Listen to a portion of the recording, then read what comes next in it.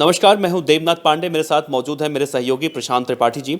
और आज जिस तरह से बड़ी खबर है, आज की बड़ी खबर, राहुल गांधी जा रहे थे हाथरस में, जो गैंग रेप की पीड़िता थी उनके परिजनों से मिलने के लिए जा रहे थे। लेकिन जैसे ही वो यमुना एक्सप्रेसवे पर पहुंचते हैं, उन्हें प्रशासन द्वारा रोक लिया जाता है। उसके बाद राहुल गांधी पैदल जाते हैं और जिसके बाद पुलिस हरकत में आती है और राहुल गांधी को गिरफ्तार करती है। ये तो यहाँ कोई बड़ी खबर नहीं है। बड़ी खबर ये है कि गिरफ्तारी के बाद जब पुलिस उन्हें गिरफ्तार करने के लिए पहुंचती है तो राहुल गांधी के कॉलर पे हाथ है पुलिस का और राहुल गांधी गिरते हुए दिखाई दे रहे हैं। तो प्रशांत जी, किस तरह से देखते हैं इसको? देखिए, छीना झपटी का ये चूँकि पूरा सीन था और उस समय पुलिस ने उनको कंट्रोल करने की पूरी कोशिश की है, लेकिन पुलिस पहले भी इन्फॉर्म कर चुकी थी और लोग कह चुकी थी कि आप वहाँ पे नहीं जा सकते। कारण ये भी है कि आपको याद होगा कि उस पूरे एरिया को अभी कंटोनमेंट एरिया में चेंज कर दिया गया है, चूँकि हाथरस के जिस घर में ये पूरा वाकया हुआ है वहाँ पे 3 पुलिसकर्मी जो हैं वो कोरोना पॉजिटिव पाए गए हैं। तो ऐसे में उस एरिया में जाने पे रोक लगा दिया गया है और धारा 144 भी लगा दी गई है। इसके बावजूद राहुल गांधी जा रहे थे।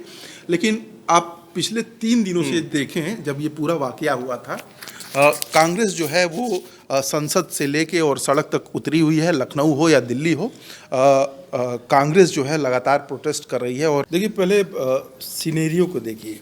दिल्ली से कोई आदमी यूपी की तरफ जा रहा है, गाड़ी रोक ली जाती है, उसके बाद से वो आदमी कहता है कि मैं पैदल जाऊंगा।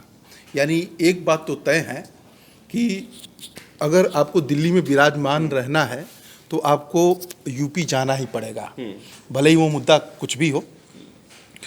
यूपी आप जितने कदम पैदल चलेंगे उतनी आपकी पैठ बनती है, उतने विधानसभा आपके कब्जे में आते हैं। और इस बात को राहुल अच्छी तरह जानते हैं और शायद यही वजह है कि छोटी से छोटी बात अगर होती है तो कांग्रेस की तरफ से प्रियंका वाड्रा गांधी जो हैं वो सीधे योगी जी पे निशाना साधती हैं और पिछले 3 सालों से लगातार वो ऐसा करते आ रही हैं। आपको याद होगा कि सोनभद्र में कैसे 17 लोगों की निर्मम हत्या हुई थी, उस समय भी प्रियंका गांधी ने योगी पे खूब निशाना साधा था।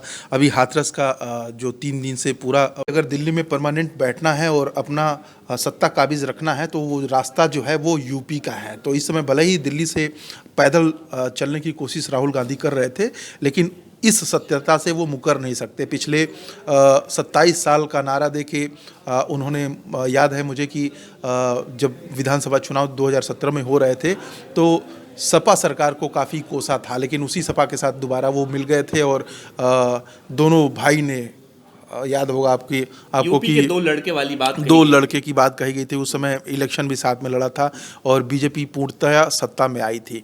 उसके बाद से ही प्रियंका जो हैं वो लगातार हमलावर हैं और इनको पता है कि जनाधार जो है कांग्रेस का वो यूपी में खास तौर पे मजबूत करना पड़ेगा और छोटा से छोटा मुद्दा हो उस वक्त भी प्रोटेस्ट करने से कहीं गुरेज नहीं करते। आपको याद होगा कि लखनऊ में किस तरह से प्रियंका जो हैं वो स्कूटी पे बैठ के जाने लगी थी और सोनभद्र तक किसी न किसी तरह से वो पहुंची थी।